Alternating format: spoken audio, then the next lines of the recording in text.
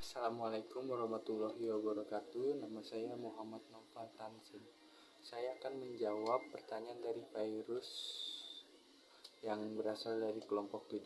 Pertanyaan dari virus adalah, bagaimana sejarah ditemukannya sel pertama kali sehingga bisa dikelompokkan menjadi prokariotik dan eukariotik?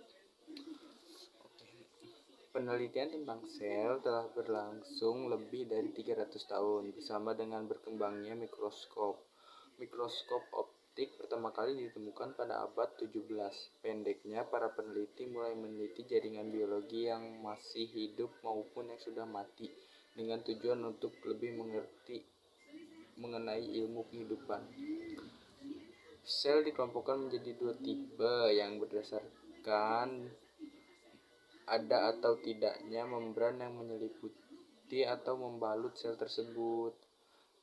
Dalam sel prokariotik tidak memiliki membran sel yang menyelimuti atau membalut sel tersebut, sedangkan eukariotik memiliki membran sel yang membalut sel tersebut.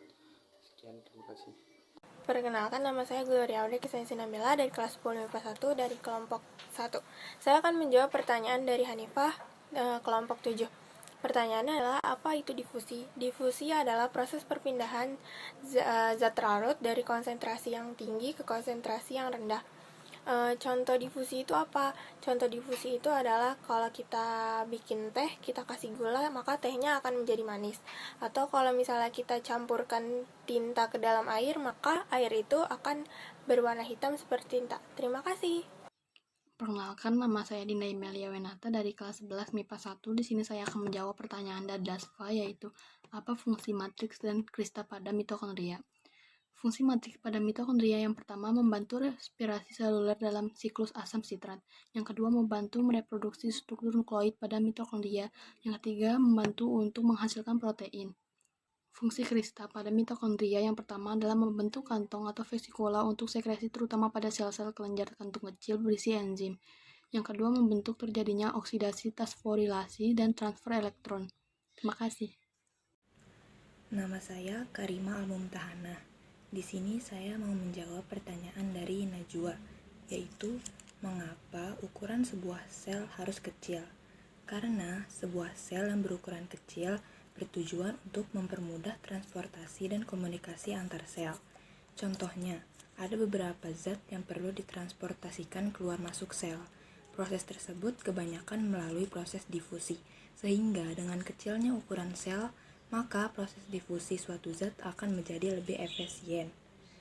Sebaliknya, jika sel berukuran besar, maka proses difusi suatu zat akan semakin jauh sehingga kurang efisien.